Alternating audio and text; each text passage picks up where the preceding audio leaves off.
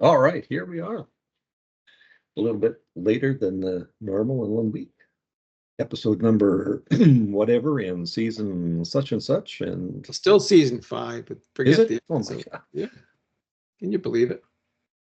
I don't know. We've been doing this for 5 years and we still haven't had any impact on what we talk about. Does anybody I listen? think a lot of it has to do with the fact that we forget to keep notes. And, nobody's scribing these things out to put forward to the world government, the new world order that our illustrious prime minister keeps talking about. Well, these episodes, by the way, are forever on YouTube and Rumble, so they don't have to keep notes. Just have to go look at them. Well, that's true. Yeah. But then somebody has to understand it all. Try and make sense of it, because God knows we've tried. Well, trying to make sense of the news in this country at the moment is a Herculean task. Yeah. Oh, just an update. Speaking of news, for the last rant that I went on, is the extortion related incidences in the city of Surrey. Oh, yeah. Yeah. We have now been told, after a little conflab with the powers that be, that the RCMP are going to put a helicopter up that will be able to respond quicker to some of these things. And I keep thinking, well, we had access to at least one helicopter when the RCMP Surrey detachment ran the outfit. We still have a chief of police who wants to get his own helicopter for whatever reason. They have formulated a group, so they must have listened to our broadcast. Well, a bunch of different police chiefs that are going to get together and come up with a plan to combat the extortion stuff that's going on. And it's going to be led by a former head of what we call the Combined Forces Special Investigation Unit. Now, I don't know whether this individual is retired and he's coming back now on a double dip contract, or whether he's just leaving that position to run this position. And of course, our former Solicitor General is who's now looking after counting paper clips, I think, is spouting off about how this has been a very good transition from the RCMP to the Surrey Police Force. Our idiot king wannabe premier has decided that the transition is working just as we should. And oh, by the way, we're not filling vacancies on the Surrey Police Board right now. We're going to do it in one fell swoop a little later on to give the city of Surrey a little more say. Now, read into that, we have an election in November. So you know that he doesn't like the current mayor. He's hoping maybe somebody who's a little more aligned to him and his rose-colored outlook on life will be the mayor of Surrey, and then they'll be able to load the police board up with like-minded individuals. I feel sorry for the RCMP who have been booted out, quite unceremoniously, really. And I feel sorry for the new Surrey police force that is trying to do a job that at this point they just don't have enough resources to do. So it kind of leads into what we were talking about pre-production. We have, as our illustrious leader likes to talk about in his new Canadian government, which is just a recycling of all the old people who like to toss about word salads and keep us busy hating a common enemy, which in this case happens to be President Trump and our American cousins. And anybody who doesn't agree with them, you got to hate them too. Okay, so Yeah. if you're not a they even hate the NDPers. So it's basically, if you're not a liberal, you're hated, or you're a target of this bunch. I'm sorry that the hate on for America and for Trump, that's just normal. That's a given. Yeah. And as we said, pre-production, it would be very, very interesting if our illustrious leader keeps on the track that he's going.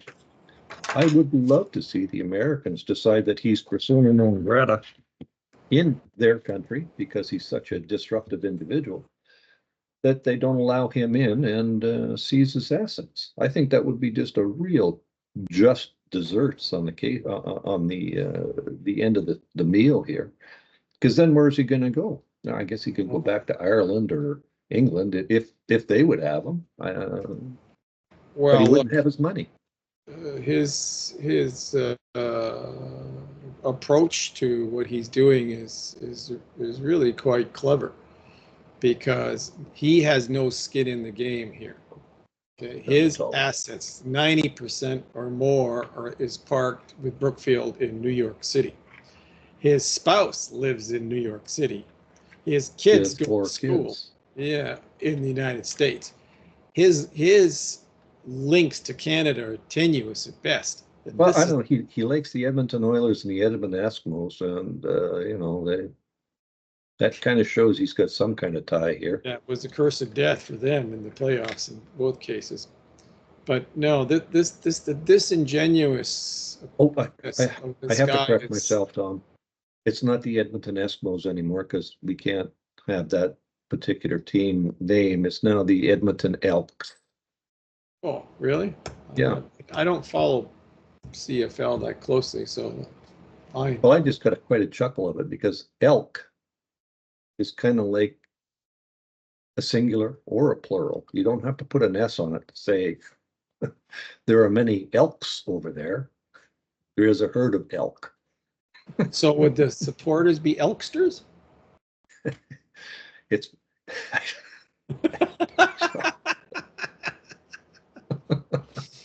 I just thought I'd throw that in, because sometimes we get too serious here. We have to have a little levity. Well, I know, but we do, and we have fun doing it. But yeah, it's not it's the what were we going to call this episode? You actually named it in pre-production. The world as we see it, or the world as it is. Yeah. Yeah. Well, this past week has been full of just all sorts of weird news coming out of Ottawa. Yes, and for the viewers that don't understand Ottawa, that is a 5 square mile area on the river. And sometimes spills over onto the Quebec side, but it's basically 5 square miles surrounded by total sanity. Well, they used to call it Disney on the Rideau when I worked in Ottawa. And it was pretty appropriate, I thought, in retrospect. The folks who are kind of down on Washington, they call it the swamp, and the deep state and all that. But with us, Disney on the Rideau, is appropriate because fairy dust exists in great quantities. It's scattered around by the new government and the idiot king before, all over the country. Yeah. Fairy dust is one of those products that is produced in Canada's capital ad nauseum, and there doesn't seem to be any shortage of it these days. No. So, and they sprinkle it on the word salads that they make every day that are consumed and then redistributed by the paid off legacy media, who is there to protect the as they publicly admitted now. Yes, they did. Yes, we're not here to report the news. We're here to protect the newsmakers from any, and why do we do that? Because if we don't get paid.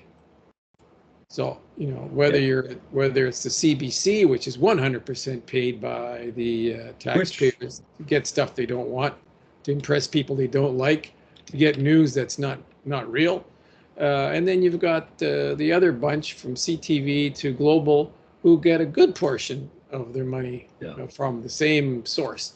And they're not going to bite the hand that feeds them. And, I don't blame them. But the other side of that is that, to put it in perspective, the Canadian Broadcasting Corporation, CBC, has a bigger government operating budget than what the Canadian Security Intelligence Service has. Well, that makes sense, though, Bob. I know, because they have a much more important mandate. They got to control your mind. They got to, like that, yeah. They've got to turn the screws and tighten the nuts and whatever, so that you understand through their platform. Well, that's right. Well, a classic example of that was just, what is it, a week ago, the official opposition who lost the last election, Howe is still a mind scratcher for most people, have had their leadership review and endorsed their current leader with one of the highest ever endorsements of any political party at about 87%. Oh, he just scraped through. It just but that's what we had the Communist Broadcast Party who decided that they take those numbers and analyze them, where the basic analysis came out and said, well, you know what this means? At an 87% rating, there are 13 people in 100 that don't like them. Yeah. Well, that of course, if you're watching The Bald and the Chubby, that's what you're going to get. But then there's also the other side of that too, where we are talking pre-production with now it wasn't the Liberal government that was out actively courting people to cross the floor to give them a jury-rigged majority government. It was people actually coming to talk to the Prime Minister to get them to cross the floor, to allow them to cross the floor.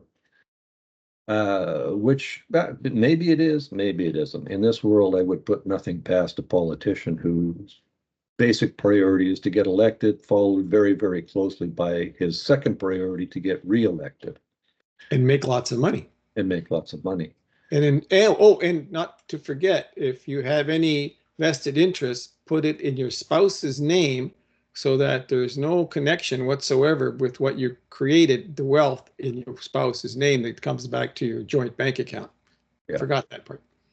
Well, and again, with our news sources that are here, if the Conservative Party, His Majesty's loyal opposition, had, as we currently have seen, 3 cabinet ministers resigning with a potential of 4, not a cabinet minister, decide to leave to pursue other interests. One, to go over and take care of all the money that Canada's shipping to the Ukraine. Another individual who is going to go and be a high commissioner in England, London. We've got another one who's leaving federal politics to take over, or see if they can take over the running of the Liberal in your particular province. And I don't know about the guy that's out here who was in cabinet and then was overlooked, so his nose is out of joint, so he's probably just leaving to be spiteful. Because that's the way it is. If I'm not good enough to be in your cabinet, I don't want to be here. There's one more. The NDP that wants to run in the riding of that person who's in Ukraine spending all the money. No. The one that's spending all the money is, which I don't understand, is the doctor that used to be on talking all the stuff on the CBC. Oh yeah. The one that is coming in to take over, or wants to take over, is the one that's going to leave to run the Liberals provincially. The NDP are coming across. Right. And I'm thinking, like, there is no difference here, folks. One is red, one is orange. You put them together and it still comes out red. Yeah. And that's really the state of politics we have here in Canada is, Where can I get the best deal, and how can I keep making money? Well, and stay in power, okay? Because in the case, and I say this unreservedly, the Liberal Party's job is to put party ahead of country. They don't care about Canada. They No. only care about staying in power. That's the primary mission of the party. Okay. You never hear them talk about the people. They always talk about the things they're doing for the country, which always comes back to they're doing it for the country. They're not doing it for the people. Okay. Which is always about mission is to stay in power. Okay. Uh, they don't care what wreckage is follows this utter contemptible policy. In the meantime, they are calling out people in Alberta as traitors, ruinous, turncoat, and all kinds of other words, because the good people of Alberta have had enough of this nonsense. Okay, but mute about Quebec. Okay, well, that's because a lot of our folks that we're doing to stay in power are from Quebec. So that, when they mess around with disturbing the country, yeah, that's normal. Okay, at least this is the hypocrisy of Yeah, this yeah. this bunch. Okay, I'm sorry. Quebec is done this twice already, and if they do it a third Well, time and they leave, adios. And by the way, this constant talk about the state and the sovereignty. We have already a separate state within the sovereign state of Canada called the province of Quebec, which is really not a part of Canada in the sense of the others, because it's never signed on to any of the constitutional uh, laws. They just do whatever they like, which is fine for them, and it's fine for this particular Laurentian crowd. But heaven forbid, oh my God, some other part of the country might use the same rules that apply. Oh no no no no no, those people are Confederates. They're traitors. Come on. yeah. And I'm not even in Alberta, and I'm going. You know what? I'm not going to call you. You are trying to get what is coming to you in terms of what you put in. The history is the economics, and the reality is on Alberta's side. Okay. It's really very simple. Well, This is what happens when you ignore a member of your family for a long time and you mollycoddle one member continually. And finally, that member says, you know what? Time for me to move on. Okay. yeah. Well, it's interesting too, talking about Quebec. A lot of what happened with the Canada, US, Mexico Accord that was signed during President Trump's first term, we had the strange omission of dairy products from the United States, primarily because of the province of Quebec, which has a huge controlling interest in the dairy industry here in The Canada. largest part of that, yes. Which, again, I keep going back and saying, well, initially, it's kind of like when you get a dental plan in your company. You've never been to the dentist in your 30 years.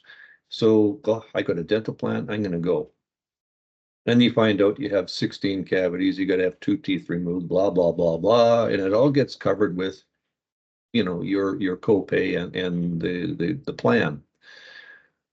Well, the company, when it comes up for renewal, goes, we can't afford this crap.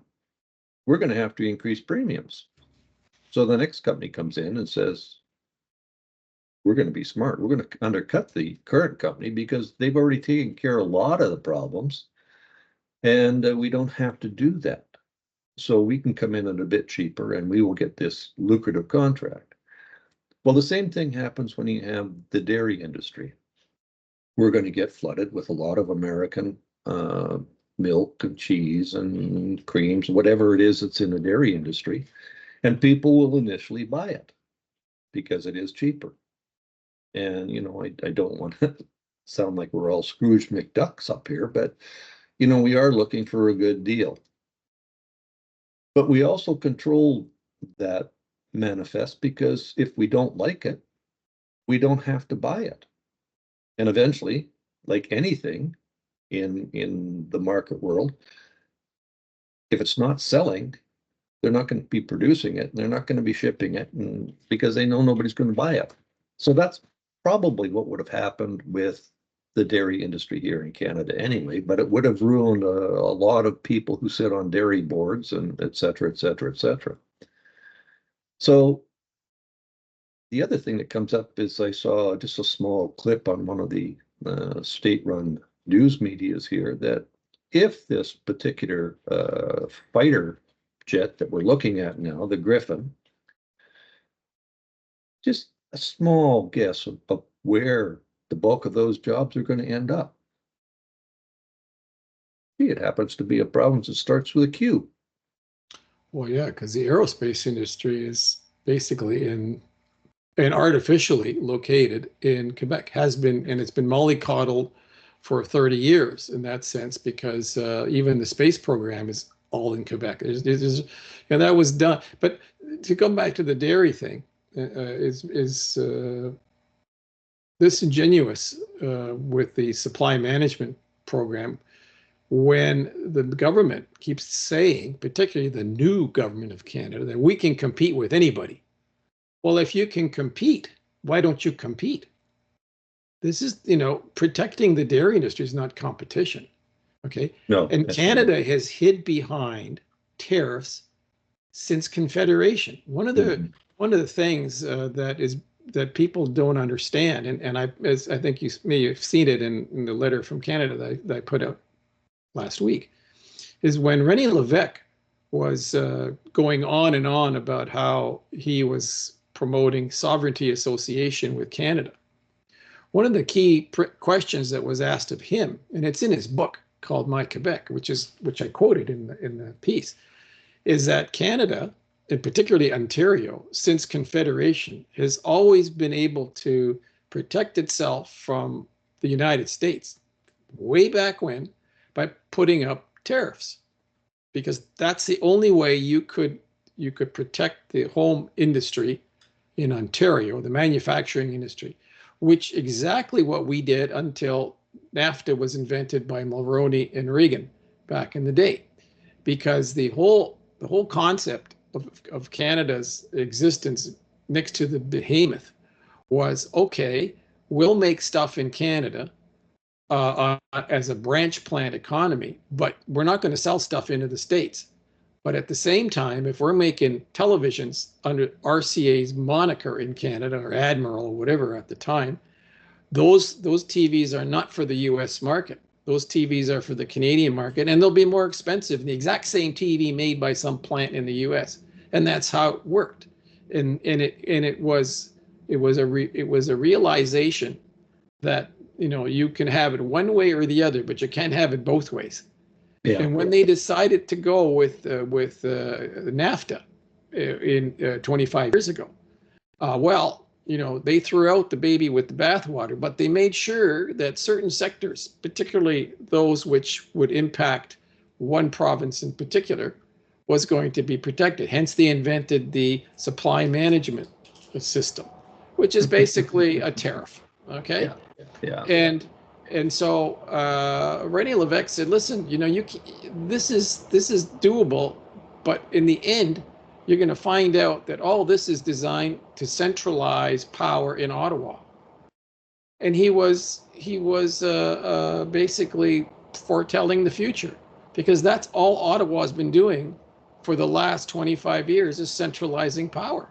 That's all they want. They do not, under any circumstances, want the regions or the provinces to be doing anything that isn't not within their mission statement, which is protect Quebec, which is where most of their votes are, and certainly the Laurentian crowd. And and this is where I don't give Mr. Harper any particular solace, because he was part of that deal. Okay, I'm sorry. His predecessor, Mulroney, sold the country out, if you will, for a whole new system, which would have worked fine as a real free trade agreement, but it was never a real free trade agreement, because it made very sure that there were certain sectors, particularly in one province, that was protected. What they never counted on, and this is a little bit of history for all the Canadians that only have a memory of a goldfish, what they didn't count on was someone coming on and saying, no, we're not buying into this, okay? Which is what they have right now with the Republican government in the United States. They're saying, hey, listen, you want a free trade agreement? It's going to be free. It's not going to be, sectoral like you like. And to add insult to injury, since this whole thing is up for renewal, what did they do to the south of us? Said, you know what? We're going to protect our industry just like you protect your dairy industry. So cars, steel, and aluminum. Okay, we don't need your cars, we don't need your steel, we don't need your aluminum, because you don't need our dairy. Now that may sound pretty silly, but when you're up against the gorilla in the room, the baboons at the other side of the argument might be making a lot of noise and running around waving their arms, but the gorilla is going to throw the baboon over the fence. Okay, yeah. So I'm using different analogies here for the less cognitively tuned in, but that's the problem here. You can't this hybrid system that this current bunch thinks that they can sell. This is like trying to put the round peg into the square hole. You can't do it. Part of this also goes. Sorry, go ahead. I was going to say with your analogy of the hybrid, and my particular bugbear, and how the military gets so overlooked and is underappreciated in this country.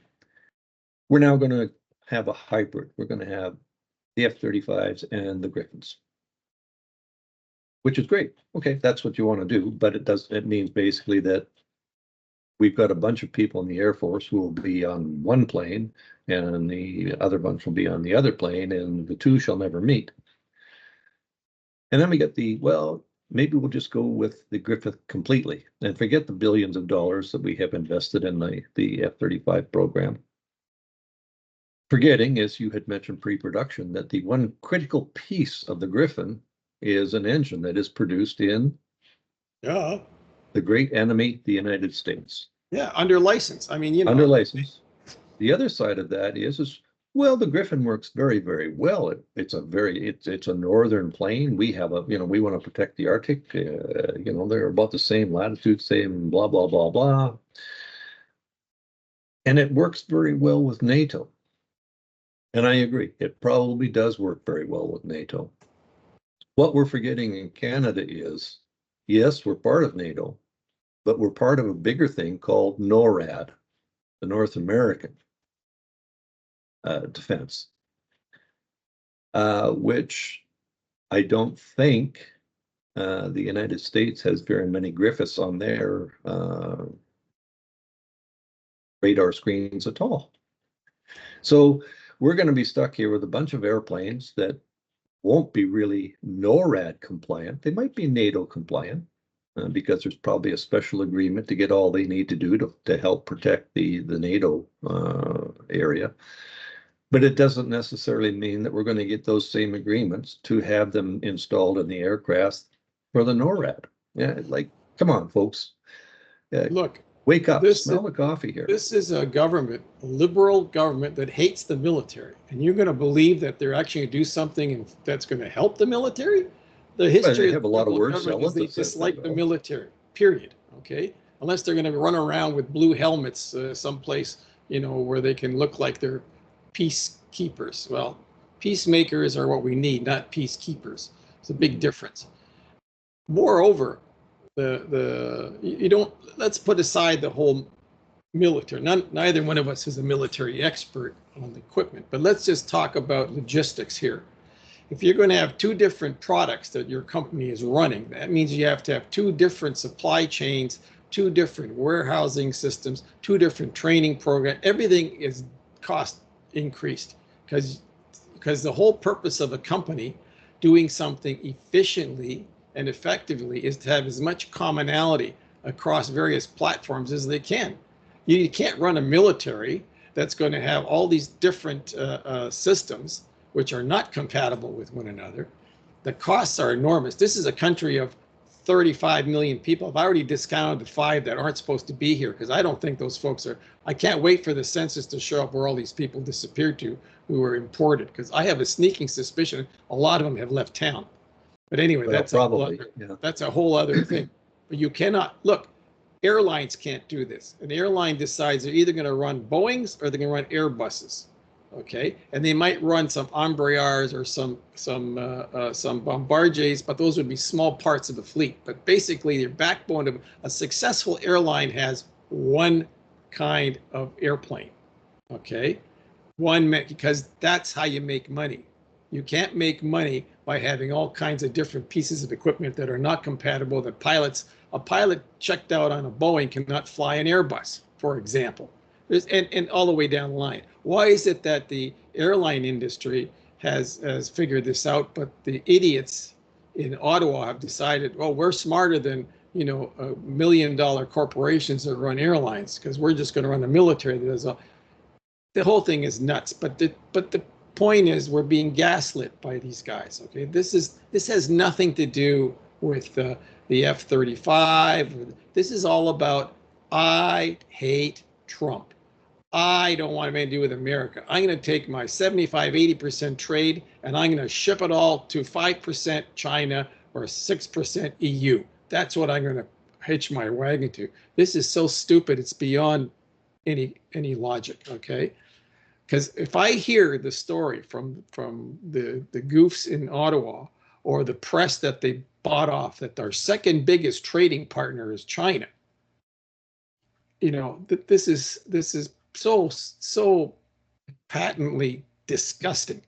They're comparing the number one trading partner with close to 75-80% trade with the second one, which is 5%, maybe 6% trade. Like, what do you? This is word salad semantics of the worst kind.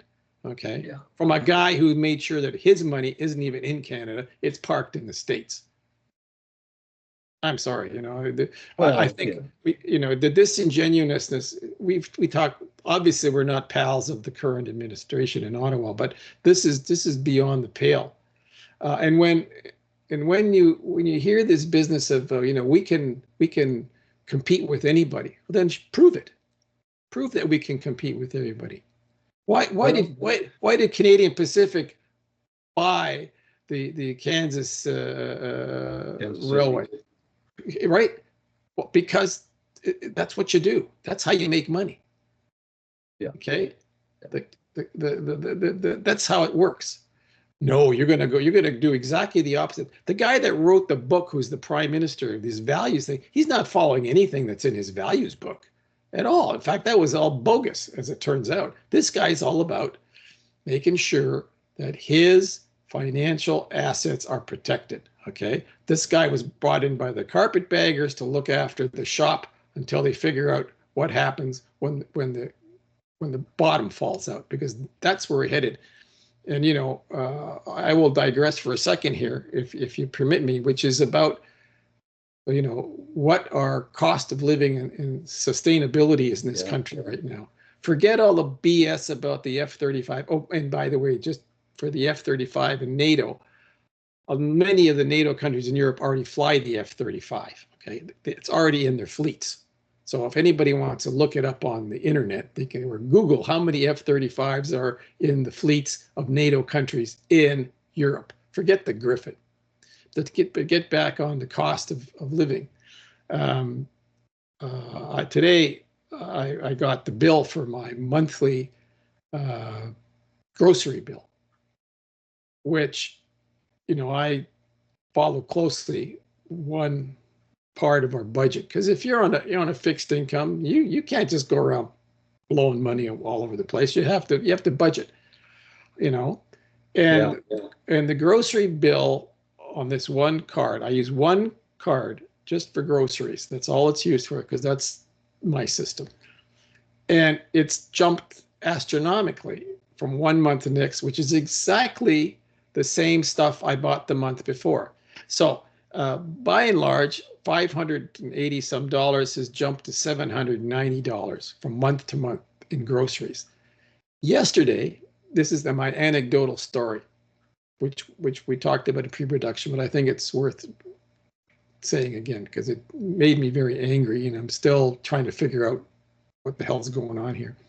So I'm in a grocery store in a chain, national chain. I won't mention the name because it's irrelevant, but it's a big chain. And I'm there at 9:30 in the morning to pick up a few things. And the store is empty. There's not a soul in the place except for the employees, which seems kind of peculiar because it's, you would think Thursday morning, people must be shopping. Parking lot, my car is in the lot, nobody else is in there. Okay, fine. So I'm wandering around and I look at the things I'll pick up. So I go by the meat counter. They want $9.99 for 375 grams of bacon. So I put that back into the cooler because I'm not paying $10 for 375 grams of bacon. I haven't been dropped on my head. Carrying on, I said, I think I'll pick up some potato chips. And again, don't mention the brand, but it comes in a tube. Okay. They wanted $4.50 for a tube of potato chips. I put that back on the shelves. I'm not paying that kind of money. I haven't lost my mind. I'm still walking about in the store, empty.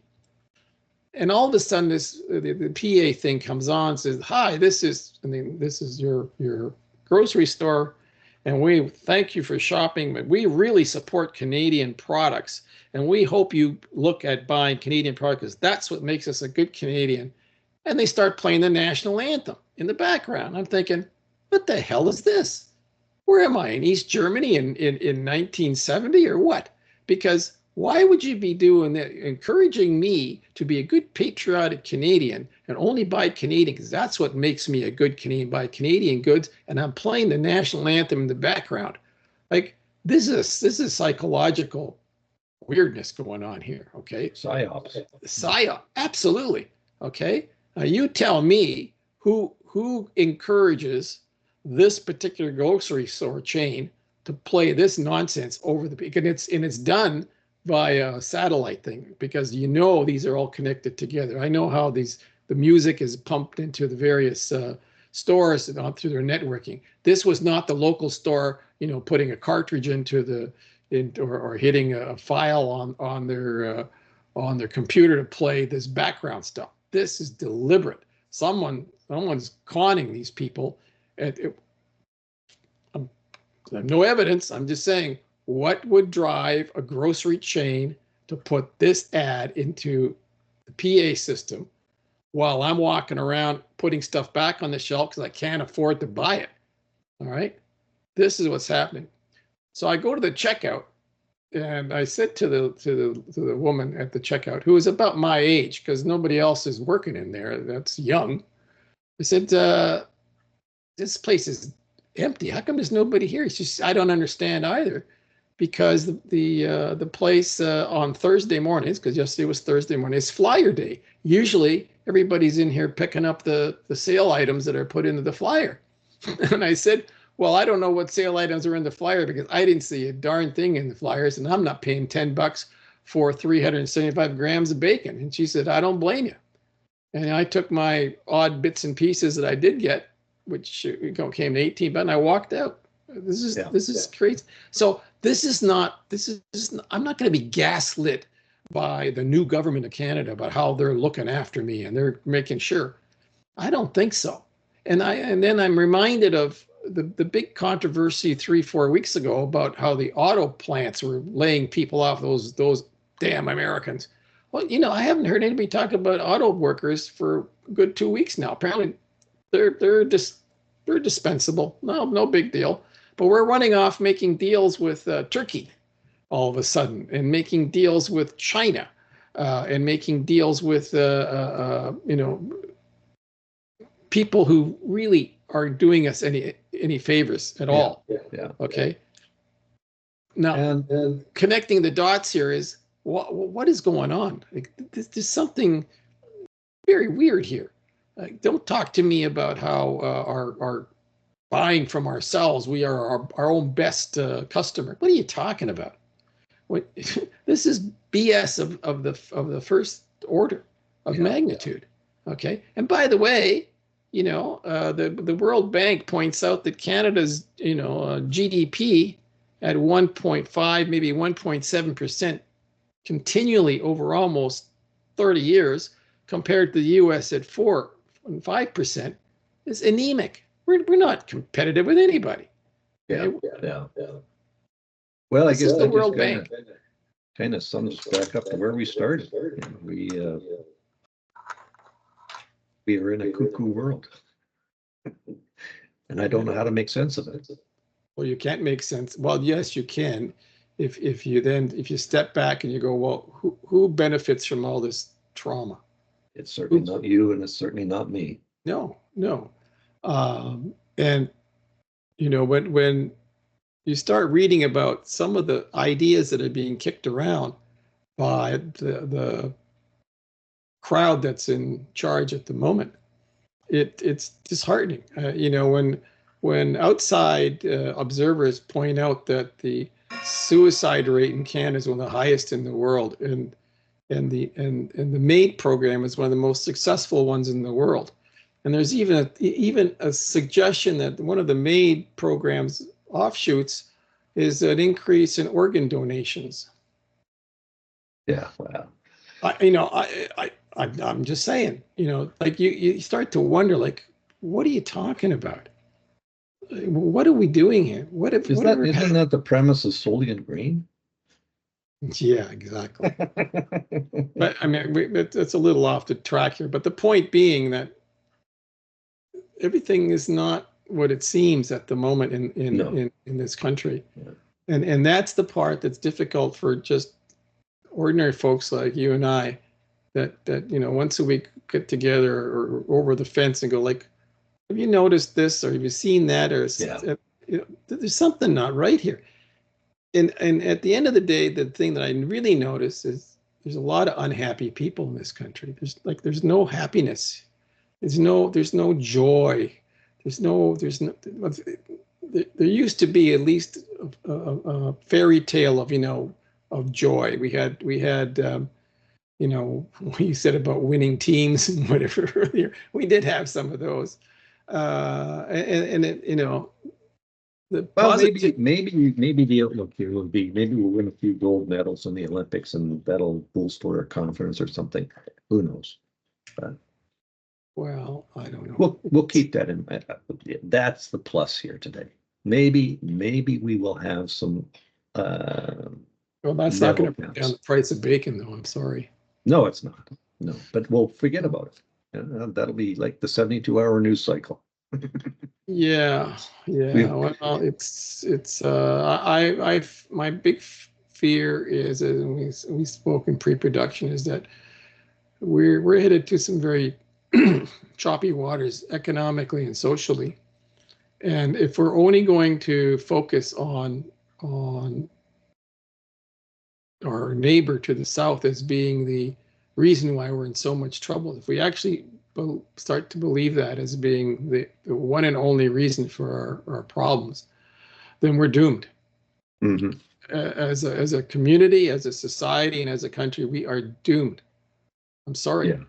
And then I won't be able to have much of an argument when I'm confronted by some Quebec separatist or an Albertan who wants to be an independent country, because here in Ontario, the leadership of this province is completely bizarre. The guy who runs this place, I don't know from one day to the other whether he's up or down or left or right or black or white, what the hell he is, because this guy is so inconsistent that it. More and more of our theme today. What is going on?